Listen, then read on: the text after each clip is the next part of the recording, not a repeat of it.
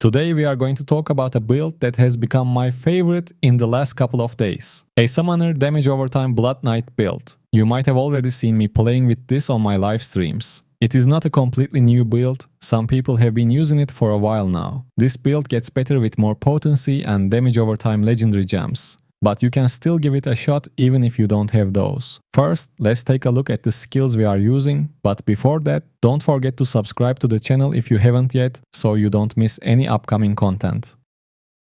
Our first skill is called Shroud of Night, which we use to get our summons. One important thing about these summons is that they are stationary, so they don't follow you around. However, you can cast them right on top of the enemy and they have a decent range.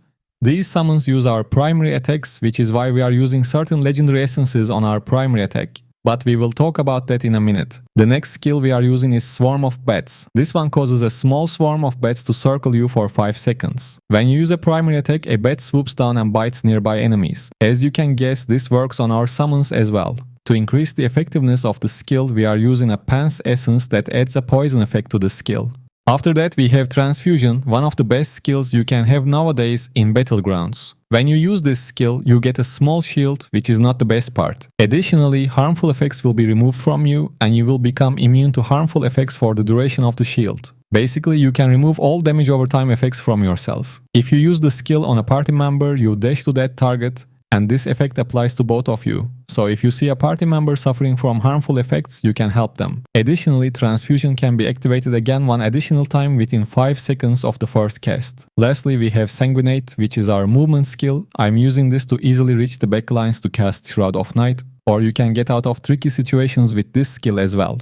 Obviously, we have to pick a primary attack too, and we are using Ravage.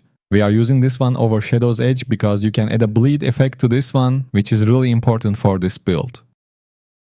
When it comes to set items, you have 2 options to choose from. The first one is 4 pieces of Grace of the Flagellant and 4 pieces of Angmat's Conflagration. I usually play with this option, but the other one can be better, especially if you have a bunch of damage over time legendary gems. The second option is 4 pieces of Grace of the Flagellant, 2 pieces of Feasting Barons, and 2 pieces of Vitus. The main goal with our set items is to trigger the 4-piece effect of Grace of the Flagellant as much as possible, which deals additional damage each time you damage an individual enemy 5 times. Now let's take a look at all the legendary items we are using. For the helmet, we have Hush, which increases the duration of Shroud of Night by 39%. For the chest, we have Macabre Facade. Shroud of Night now conjures 2 immobile shadowy apparitions that utilize your primary attack to assault nearby enemies. For the shoulders, we are using Torture and Torment. Swarm of Bats now causes a small swarm of bats to circle you. When you use a primary attack, a bat swoops down and bites enemies. For the pants, we have Faces of Fading Mirth. Swarm of Bats now also poisons enemies, causing them to take continual damage for 3 seconds. For the first main hand, we have Exquisite Silence. Ravage now causes the enemy to bleed, dealing damage over 3 seconds. For the second main hand, we have Coiled Course. The final strike of the Ravage combo unleashes a wave of energy that deals damage to enemies. For the first offhand, we have Vicious Talisman. Each time you are attacked, Ravage's attack speed is increased by 35% for 3.2 seconds. For the second offhand, we have Ferryman's Lantern. Ravage also deals additional damage to bleeding enemies.